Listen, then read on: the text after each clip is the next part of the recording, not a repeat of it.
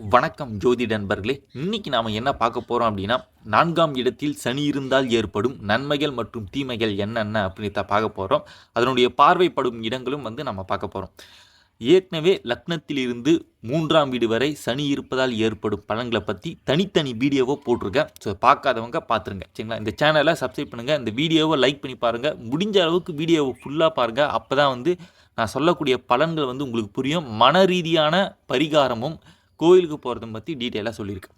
சரி, பொதுவாக 4இல் சனி இருப்பவர்கள் கடினமான உழைப்பாளிகள் அப்படின்னு சொல்லலாம். ஏன்னா எப்படியும் லக்னத்துக்கு கேந்திரத்தில் இருக்கிறார் அப்படின்ற பட்சத்தில் சனி வலுவடைவார் அப்படின்றத மாற்றுக்கிறது கிடையாது. கடினமான உழைக்கும் குணங்கள் கண்டிப்பாக இவர்கிட்ட இருக்கும். எப்பேற்பட்ட வேலையும் மிக திறமையாக செய்து முடிப்பவராக கண்டிப்பாக சனி இவரை உயர்த்துவார் அப்படின்னு சொல்லிட முடியும். மிகப்பெரிய மன அழுத்தங்களை கண்டிப்பாக இவர் சந்திப்பாருங்க, சரிங்களா? ஏன்னா 4ஆம் இடம் சுகஸ்தானம், சரிங்களா? நல்ல சுகமான வாழ்க்கையை குறிக்கிற இடம். இந்த இடத்துல சனி இருக்கும்போது இந்த சுகம் கெட்டு போயிடும். கண்டிப்பாக அதீதமான வேலை, அதீதமான ஒர்க்கலை, நீங்கள் மேனேஜரே இருந்தாலும் சரி, சரிங்களா? அதிகமான வேலை உங்களுக்கு இருக்கும். இதனால் இல்லைனா வேலையே இல்லைனா கூட நீங்கள் எல்லா வேலையும் இழுத்து போட்டு செய்பவர்களாக கண்டிப்பாக இருப்பீங்க. ஸோ இதனால் உங்களுடைய சுகம் கண்டிப்பாக கெட்டு போயிடும். 4ல் சனி இருப்பவங்களுக்கு நான் சொல்ல வேண்டியது ஒன்றே ஒன்று தான். தயவுசெய்து 8 மணி நேரத்துக்கு மேலே வேலை செய்யாதீங்க. அப்படியாப்பட்ட வேலையாக இருந்தால் விட்டுட்டு வேறு வேலை பார்க்குறது ரொம்பவே நல்லது. மேனேஜராக இருந்தால் எல்லா வேலையும் இழுத்து போட்டு செய்ய வேண்டிய அவசியம் நிச்சயமாக உங்களுக்கு கிடையாது. அதை தவிர்க்கிறது நல்லது.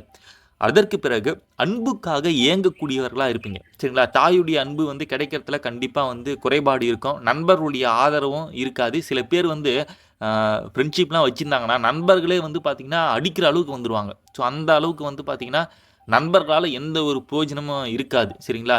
சில நேரத்தில் குடைச்சல் கொடுப்பவர்களாக நண்பர்கள் அமைவாங்க, சரிங்களா?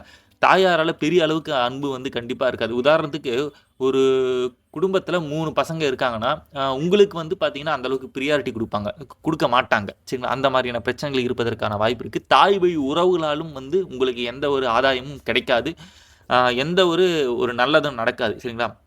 தாயாருடைய உறவுகள் அதிகமாக எந்த ஒரு நன்மையும் கிடைக்காதுன்றது அடிப்படையான விஷயம்.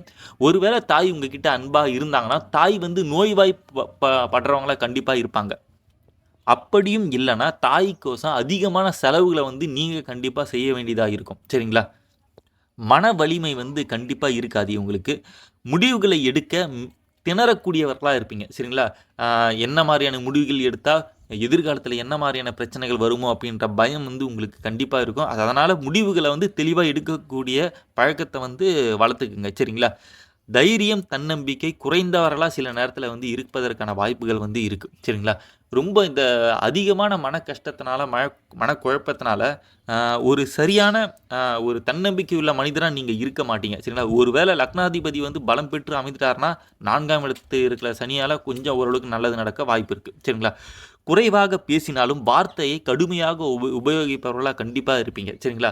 அதிகமான வாக்குவாதத்தில் கண்டிப்பாக நீங்கள் ஈடுபடாதீங்க. அது உங்களுக்கு நல்லது கிடையாது, சரிங்களா? நல்லதாக பாசிட்டிவாக பேசுங்க, சரிங்களா? அதற்கு பிறகு விவசாயத்தினால் கண்டிப்பாக லாபம் உங்களுக்கு ஏற்படும், சரிங்களா? நீங்கள் 4ஆம் இடத்துல சனி இருந்து ஒருவர் விவசாயம் பண்ணாங்கன்னா நல்ல விளைச்சல் இருக்கும். நல்லபடியான விவசாயத்தில் லாபம் தரக்கூடிய தொழில்களாக கண்டிப்பாக இருக்கும். ஏன்னா 10ஆம் இடத்தை பார்ப்பாரு. ஸோ கண்டிப்பாக விவசாயத்தை ஒரு தொழிலாக செய்து வெற்றி அடைபவர்களாக கண்டிப்பாக இவங்க இருப்பாங்க, சரிங்களா? வண்டி, வாகன, வீடுகளால் கண்டிப்பாக செலவுகள் உண்டுங்க, சரிங்களா? நீங்கள் தயவுசெய்து புதுசாக ஒரு வண்டி வாங்காதீங்க. அப்படி வண்டி வாங்கினா ஒரே வருஷத்துக்குள்ளே ஏதாவது பிரச்சனை பண்ணுறது, அந்த மாதிரியான பிரச்சனைகள் கண்டிப்பாக ஏற்படும். அதனால் செகண்ட் ஹேண்ட்ஸ்லேயே வாங்குங்க. வண்டியை அடிக்கடி மாற்றுறது நல்லது, சரிங்களா? ஒரே வண்டியை வச்சுருக்காதீங்க. ஸோ வண்டியை ஒரு 3 வருஷத்து 4 வருஷத்துலேயே வண்டியை மாற்றிக்கிறது நல்லது. செகண்ட்ஸில் வாங்கி மாற்றிக்கிறது நல்லது, சரிங்களா? அதே போல் பழைய பழைய வீடாக வாங்கிக்கோங்க, சரிங்களா? அதாவது உங்கள் அப்பா அம்மா வீடு இல்லைனா உங்களுடைய மூதாதையர் வீடு இருக்கும் பார்த்தீங்களா, அந்த வீட்டில் குடியிருக்கிறதே நல்லது. புதுசாக ஒரு வீடு கட்டி போகாதீங்க.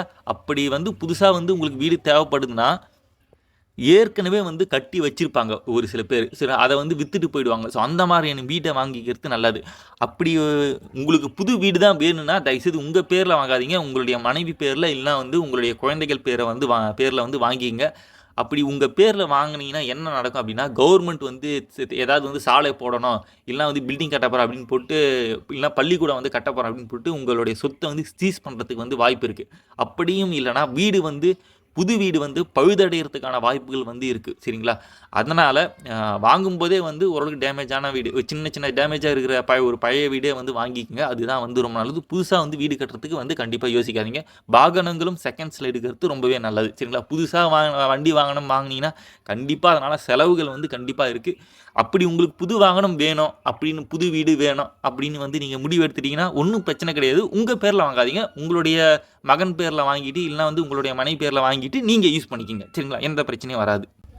அப்படியே வந்து சில நேரத்தில் வந்து நீங்கள் புது வீடு தான் வாங்கிட்டீங்க அப்படின்னா, அந்த வீட்டில் வந்து உங்களால் தங்க முடியாது. வேலைக்கோசம் வெளியே போயிட்டு வந்து உங்கள் வீட்டை விட்டு வெளியே போய் வேலைக்கோசம் நீங்கள் வந்து போயிடுவீங்க. ஸோ அப்படின்ற பட்சத்தில் அந்த வீட்டில் வந்து நீங்கள் கட்டி என்ன பிரயோஜனம்? நீங்கள் தான் வந்து வெளியில் வந்து வேலை செய்ய போயிட்டீங்களே. ஸோ அதனால் வாரத்துக்கு ஒரு தடவை வந்து வீட்டில் தங்குற மாதிரி அந்த மாதிரியான சூழ்நிலைகள் ஏற்படுறதுக்கும் வாய்ப்பு இருக்குது. சரிங்களா? அதற்கு பிறகு டைமுக்கு வந்து சாப்பிடுங்க. சரிங்களா? டைமுக்கு வந்து சாப்பிடுங்க. இல்லைனா வந்து வயிறு பிரச்சனைகளை வந்து அதிகமாக சந்திக்க வேண்டியதாக இருக்கும். அதிகப்படியான வேலைகளை வந்து நீங்கள் இழுத்து போட்டு செய்கிறதுனால உங்களுடைய உடல்நிலை மிகப்பெரிய லெவலில் கெடுத்து, ஒரு 20-30 வயசு தான் ஆகும். ஆனால் 40 வயசு ஆன மாதிரி உங்களுடைய உடல் தோற்றம் வந்து மாறி போயிடும். ஸோ அதை வந்து தவிர்க்குதுருங்க. சரிங்களா? இதயம், நுரையீரலில் பிரச்சனைகள் வந்து கண்டிப்பாக இருக்குங்க. சரிங்களா? இந்த நுரையீரலில் வந்து சில நேரத்தில் வந்து சளி வந்து அதிகமாக தங்கிடும். ஸோ அதனால் நுரையீரலை சுத்தமாக வச்சுங்க. இதயத்தையும் வந்து பார்த்தீங்கன்னா சுத்தமாக வச்சுங்க. சரிங்களா? சுவாசத்தில் வந்து பிரச்சனை வந்தாலே இதயத்தில் வந்து பிரச்சனை வரதுக்கான வாய்ப்புகள் ரொம்பவே அதிகமாக இருக்கும். சரிங்களா? வாழ்க்கையுடைய பிற்பகுதி மிகப்பெரிய யோகமாக அமையும். ஸோ உங்களுக்கு வந்து புரிஞ்சிருக்கும் அப்படின்னு வந்து நினைக்கிறேன். வாழ்க்கையுடைய பிற்பகுதி உங்களுக்கு நல்லா இருக்குங்க. எந்த கவலையும் கிடையாது. கடைசி காலத்தில் உங்களுக்கு அனைத்து சுகங்களும் கண்டிப்பாக கிடைக்கும். சரிங்களா? அதாவது சனி எதையுமே வந்து பொறுமையாக தான் தருவார். சரிங்களா? ஆனால் தரமாக தருவார். சரிங்களா? உங்களுக்கு வந்து இந்த ஒரு 30-35 வயசு வரைக்கும் வந்து எந்த சுகமும் உங்களுக்கு பெரிய அளவில் வந்து கிடைக்காது. சரிங்களா? ஆனால் இது எல்லாத்தையுமே வந்து கடைசி காலத்தில் வந்து கண்டிப்பாக உங்களுக்கு கொடுப்பார். சரிங்களா? அதில் எந்த மாற்று கருத்தும் வந்து கிடையாது. சரிங்களா? கடைசி காலத்தில் நிம்மதியான வாழ்க்கை வந்து கண்டிப்பாக உங்களுக்கு இருக்குது. தாராளமாக வந்து சனிக்கு இதுக்கு வந்து நீங்கள் நன்றி சொல்லியே ஆகணும். சரி, இப்போ பார்வைப்படும் இடங்களை பற்றி பார்க்கலாம். சனி 4ஆம் இடத்திலிருந்து 3ஆம் பார்வையாக 6ஆம் இடத்தை வந்து பார்ப்பார்.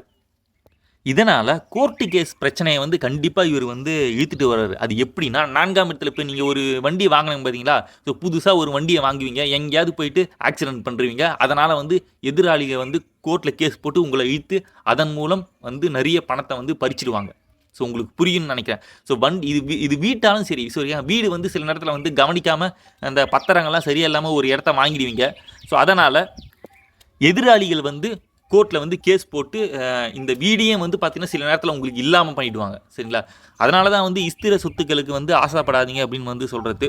ஸோ அப்படி வந்து இந்த வண்டி, வீடு, வாகனத்தினால கோர்ட்டு கேஸ் பிரச்சனைகளை சந்திப்பவர்களாகவும் நீங்கள் இருப்பீங்க. நண்பர்களால் சண்டை சச்சரவு ஏற்பட்டு நண்பர்களை வந்து உங்களை ஏமாற்றிடுவாங்க. அதுக்கு நீங்கள் சில நேரத்தில் வந்து கோர்ட் கேஸ் வந்து போக வேண்டிய சூழ்நிலைகள் வந்து ஏற்படும். சரிங்களா? நான் இன்னொன்று, கல்விக்கோசம் கடன் வாங்குறது. சரிங்களா? ஏன்னா 4ஆம் இடம் வந்து பார்த்தீங்கன்னா கல்வியை குறிக்கிற இடம். சரிங்களா? ஸோ கல்விக்கோசம் வந்து கடன் வாங்குகிற சூழ்நிலைகளையும் வந்து சில நேரத்தில் வந்து ஏற்படுத்தி கொடுப்பாரு.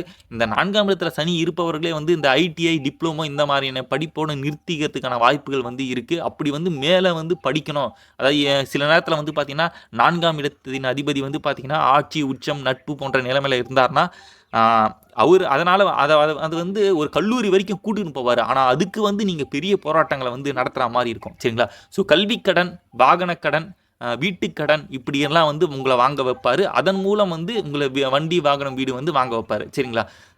ஸோ இதை மாதிரியான பலன்கள் வந்து ஏற்படுறதுக்கான வாய்ப்புகள் இருக்குது. அதாவது 4ஆம் வீட்டுடைய காரகத்துவங்களால் கோர்ட் கேஸு பிரச்சனை, கடன் வந்து உங்களுக்கு கண்டிப்பாக இருக்கும். சரிங்களா?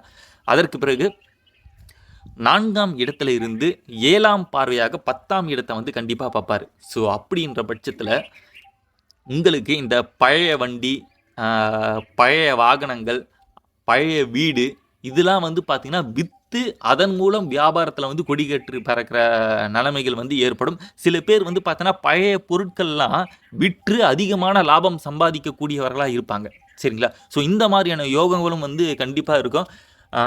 இந்த தொழிலை வந்து செய்யறதும் நல்லது. சரிங்களா? 4ஆம் இடத்துல சனி இருப்பவர்கள் வந்து கண்டிப்பாக வந்து பழைய பொருட்களை விற்று அதன் மூலம் லாபம் பார்க்கும் யோகியதையும் வந்து உங்களுக்கு இருக்கும் சரிங்களா. வீட்டிலலாம் வந்து பழைய பொருட்கள் இல்லைனா பழைய வண்டிகள்லாம் இருந்ததுன்னா அதை விற்று காசாக்க பாருங்கள் சரிங்களா. அதன் மூலம் உங்களுக்கு வந்து லாபம் கண்டிப்பாக இருக்கும். அதற்கு பிறகு 4ஆம் இடத்திலிருந்து 10ஆம் பார்வையாக லக்னத்தை பார்ப்பார் சரிங்களா. ஸோ உங்களால் இந்த இடத்துல இருக்கிற சனியால் கண்டிப்பாக நிம்மதியற்ற வாழ்க்கை, மன உளைச்சல், மனக்குழப்பங்கள், ரொம்ப வந்து வாழ்க்கையை வந்து நடத்துறதுக்கு பெரும் போராட்டமாக இருப்பது இதெல்லாம் வந்து ஏற்படும். ஆனால் இது வந்து நீங்கள் கவலைப்பட வேண்டிய விஷயம் கிடையாது. 30 வயசுக்கு இல்லை 35 வயசுக்கு மேலே உங்களுக்கு நிம்மதியான வாழ்க்கை வந்து கண்டிப்பாக வந்து கொடுப்பாருங்க சரிங்களா. நிச்சயமாக வந்து 4ஆம் இடத்துல சனி இருப்பது நல்லது தான் என்னை கேட்டிங்கன்னா சரிங்களா. அது எப்போ நல்லதுன்னா 35 வயசுக்கு அப்புறம் உங்களுடைய வாழ்க்கைக்கு வந்து ரொம்ப நல்லது அப்படின்னு வந்து சொல்லிட முடியும். பெரும்பாலும் 4இல் சனி இருப்பது பெரிய அளவுக்கு கெடுதல்களை வந்து தராதுங்க சரிங்களா. இளமையில் வந்து அதீதமான கஷ்டங்களை வந்து எதிர்கொண்டாலும் 40 வயசு வரைக்கும் அதீதமான கஷ்டங்கள் எதிர்கொண்டாலும் வாழ்வின் பிற்பதி மிக யோகமான பலன்களே ஏற்படும் அப்படின்னு வந்து சொல்லி இந்த வீடியோவை வந்து முடிச்சுக்கிறேன் சரிங்களா. திருநள்ளாறு போயிட்டு வரது ரொம்பவே நல்லது. அதற்கோட லிங்க்கை வந்து பார்த்தீங்கன்னா டிஸ்கிரிப்ஷனில் வந்து கொடுக்குறேன். அதற்கு பிறகு லிங்க்லேயும் வந்து டேப்லேயும் கொடுக்குறேன் சரிங்களா. ஸோ போய் பாருங்கள். பார்த்துட்டு பரிகாரங்களாம் வந்து செஞ்சுட்டு ஓரளவுக்கு வீட்டுக்கு வந்தீங்கன்னா கண்டிப்பாக ஓரளவுக்கு சுகம் வந்து கண்டிப்பாக கிடைக்கும் சரிங்களா. நிம்மதி முக்கியமாக வந்து தாய்க்கு ஏதாவது வந்து ஒரு பிரச்சனைகள் வந்து கண்டிப்பாக ஏற்படும் போது தாயினுடைய உடல்நிலை வந்து சரியில்லாமல் போகலாம். அதனால் உங்களுடைய நிம்மதி வந்து கெடலாம். ஸோ அப்படின்ற பட்சத்தில் நீங்கள் சனி பகவான் கோயிலுக்கு போயிட்டு வரும்போது தாயினோட உடல்நிலை வந்து கண்டிப்பாக சரியாகிறதுக்கான வாய்ப்புகள் வந்து இருக்கும். ஓகே நண்பர்களே, இன்னொரு வீடியோவில் பார்க்கலாம். நன்றி, வணக்கம்.